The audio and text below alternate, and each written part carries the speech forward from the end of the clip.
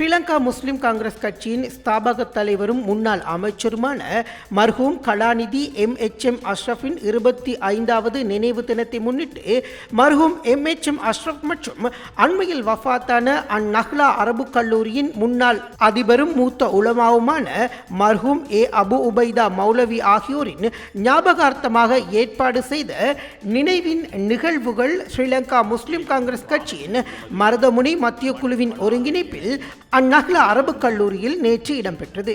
அரபு கல்லூரியின் தலைவர் சிரேஷ்ட சட்டத்தரணியும் பதில் நீதிபதியுமான AM பதுர்தீன் தலைமையில் நடைபெற்ற இந்த நிகழ்வில் வரவேற்பு உரையினை கல்லூரியின் செயலாளரும் மருதமுனை ஜமியத்துல் உலமா சபையின் தலைவருமான அஷேக் அகமது அன்சார் ஃபலீல் மௌலானா நிகழ்த்தியதோடு பிரதம அதிதியாக கலந்து கொண்ட ஸ்ரீலங்கா முஸ்லிம் காங்கிரஸ் கட்சியின் தலைவரும் முன்னாள் அமைச்சருமான பாராளுமன்ற உறுப்பினர் ரவுஃப் ஹக்கீம் அபு உபைதா மௌலவியை பற்றியும் மறைந்த தலைவர் MHM அஷ்ரஃப் அவர்களின் ஆற்றல் ஆளுமை குறித்தும் இங்கு உரையாற்றினார். என்னுடைய தந்தையார் கற்பித்த பாடசாலைக்கு அவருக்கு பிற்பாடு அதிபராக வந்து சேவையாற்றி நானும் கல்வி கற்ற அந்த பாடசாலையில் அண்மையில் தான் அவருக்கும் ஒரு பாராட்டு விழா நடந்தது.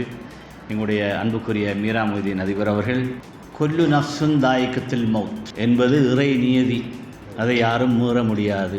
அந்த அடிப்படையிலே எங்களுடைய மறைந்த தலைவர் மாமனிதர் அஷ்ரஃப் அவர்கள் இந்த மண்ணிலே இருந்து எந்த பெரிய முன்னேற்பாடும் இல்லாமல் அவரோடு பயணித்து அவரோடு உயிர் நீக்க வேண்டிய நிர்பந்தம் ஏற்பட்ட நேமத்துல்லா ரஃபியுத்தீன் அவர்களையும் அவரோடு சேர்ந்து அவர்கள் படம் பிடித்து காட்டியிருக்கிறார்கள்.